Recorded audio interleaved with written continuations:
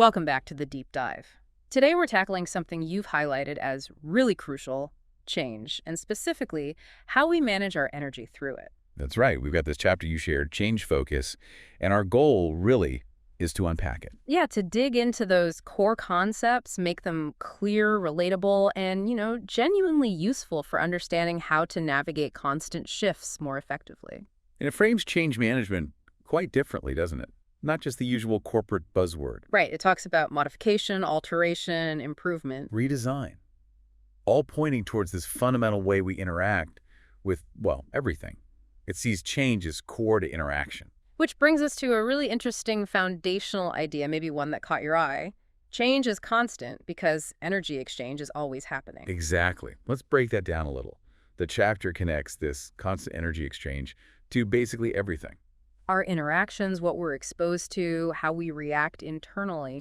Even our own personal growth and how we end up influencing others. It makes this argument that everything, physical things, ideas, systems we build, they're all finite. And because they're finite, They're changeable, subject to this constant flow. Think about any interaction, even just a chat. or a complex process. Right. There's always an energy exchange. Yeah. And since energy is always moving, always transforming. Change isn't the exception, it's just the way things are, the natural state. Precisely.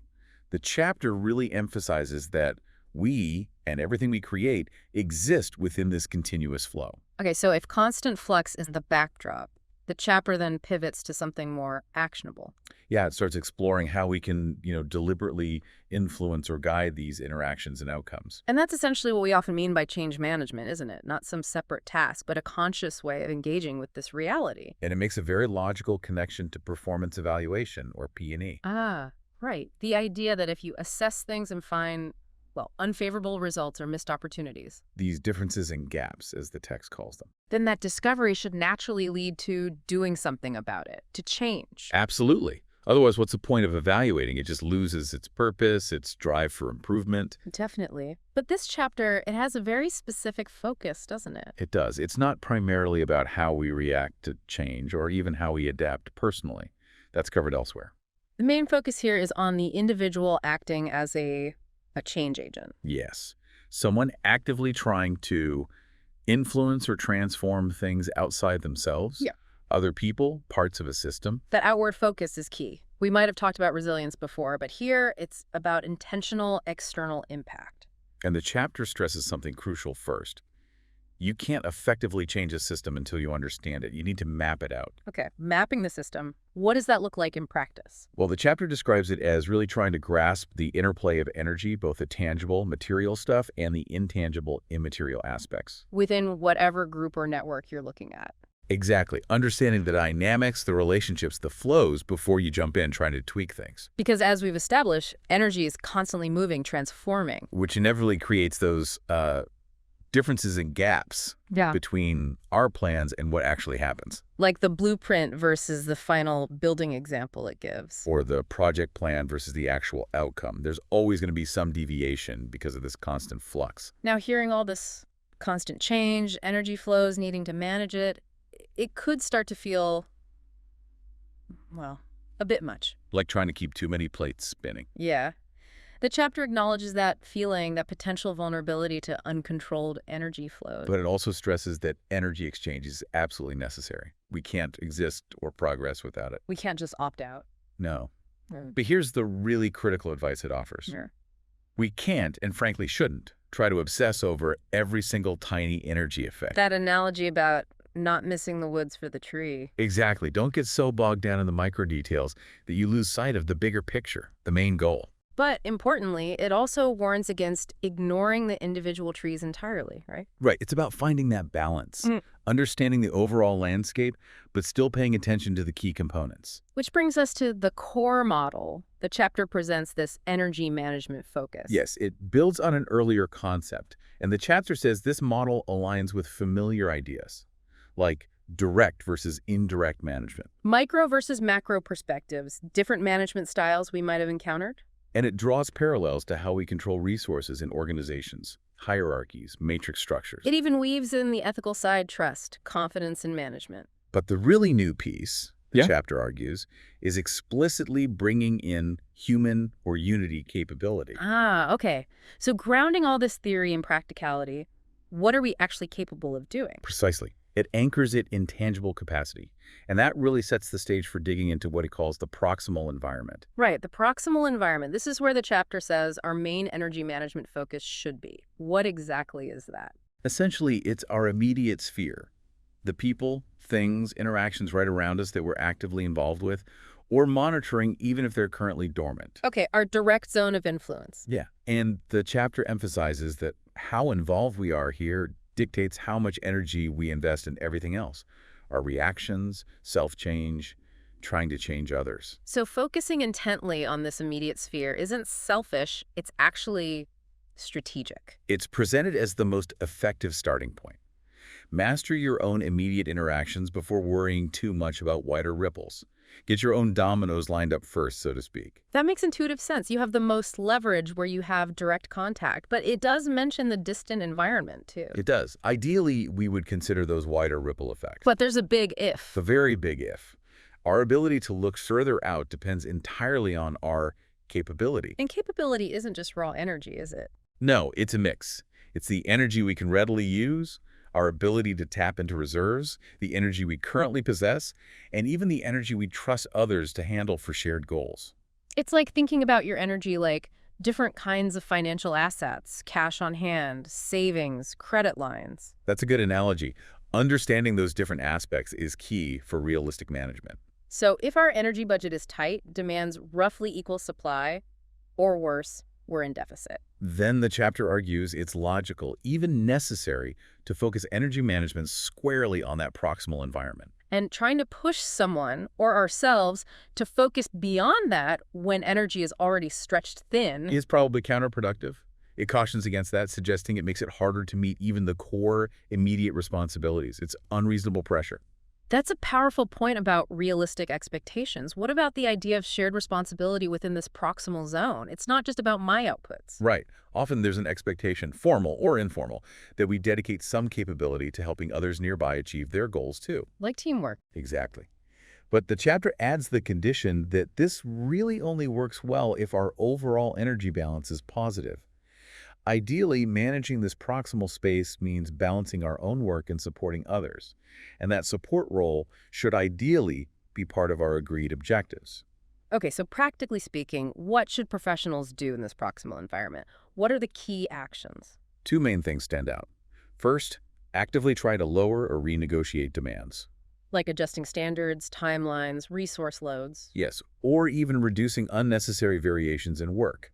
The second strategy is to proactively increase capability, both our own and that of others around us. How? That could be anything from improving physical health, cognitive skills, emotional resilience, to actively building and using support networks. The example it uses is quite telling: the quality expert with great gear, but colleagues who aren't properly trained. It perfectly illustrates how interconnected things are.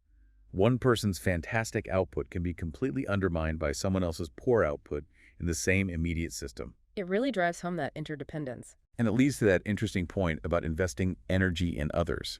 It might seem like helping a colleague takes away from your work. Who's like a trade-off, yeah. But the chapter suggests, well, maybe your brilliant work isn't that valuable if others around you can't actually use it or build on it effectively. Okay, so there's a synergy argument. There is. But it also warns against going too far the other way. Right. Don't neglect your own core responsibilities by overinvesting in helping everyone else. Exactly. Find the right balance based on what you're actually expected to deliver. And those expectations often link to our roles, don't they? Doer, thinker, supporter. Precisely. Different roles have different energy management responsibilities tied to specific objectives. And the chapter lays down two pretty firm principles here. Yes. One, don't agree to objectives you can't realistically deliver. Be honest about your capacity. And two, don't just give away your energy helping others if you don't have enough capability to meet your own commitments first. Because if you ignore those, you end up facing really difficult energy trade-offs later on. Something has to give. the chapter does acknowledge why we might break those principles sometimes. Overestimating ourselves, maybe. Or feeling pressure from family, work, society, maybe wanting to grab an opportunity, or just not wanting to say no. Understandable pressures. Very. But the text stresses that once you do agree to objectives, you're accountable. The key is communicating early if you foresee capability issues and trying to renegotiate. And it reminds us that judging our own total capability is subjective. We feel it, but we can't easily measure it precisely. That's right. And often, the best way to gauge someone else's is simply to ask them and maybe offer guidance if you have the standing or authority to do so. But before we start trying to manage anyone else's energy, The advice is clear.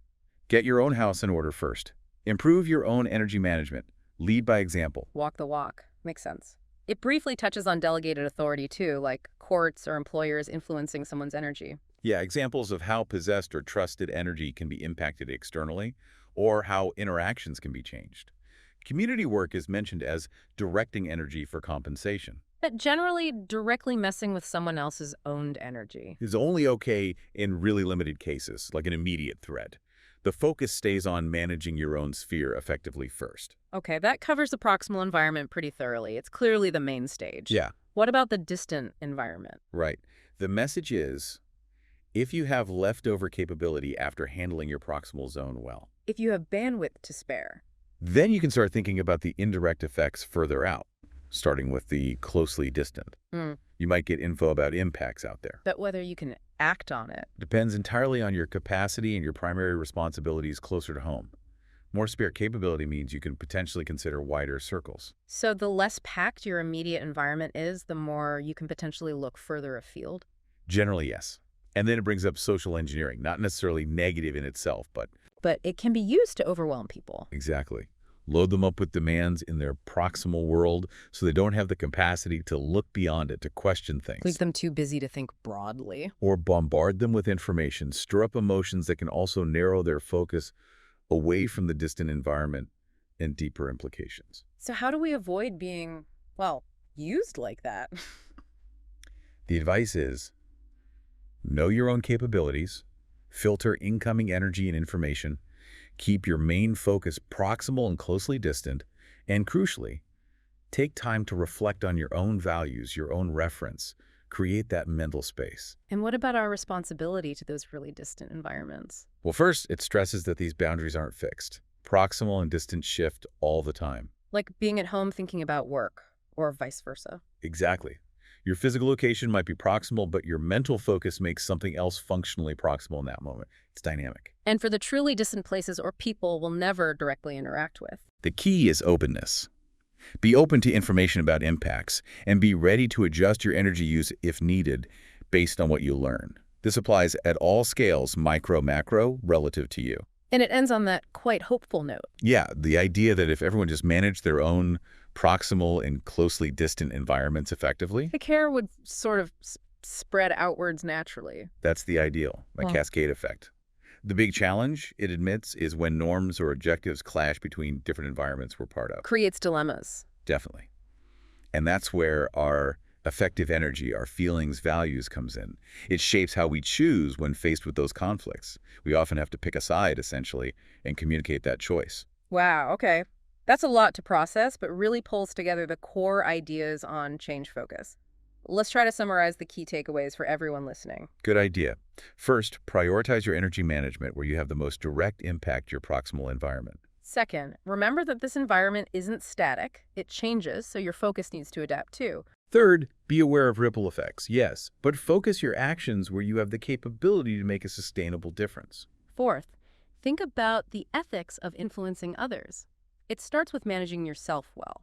And fifth, sustainable influence, real change, comes from that focused, deliberate effort within your capacity. So based on all that, what are some concrete things people could maybe try doing? Well, you could try using priority matrices for your immediate tasks, just to get clear. Okay, practical tools. Regularly check how you're actually spending your time and energy. Does it match your real priorities? Be more conscious of the allocation. Try to stay aware of how local actions might impact distant systems, even if your main focus is local. Cultivate that systems thinking perspective. Exactly. And build in time for reflection and adaptation. Regularly pause and reassess if your approach is still working as things change. And maybe a final thought to leave everyone with, building on this idea of interconnectedness. How about this? Consider how consciously focusing your energy well within your immediate world might actually create positive ripples you don't foresee. The unexpected benefits of focused local action. Yeah. And maybe ask yourself, what's one small intentional change you could make today to test that idea? Think about that balance your direct duties versus your wider, perhaps less direct potential influence. A great question to ponder. Thanks for joining us for this deep dive.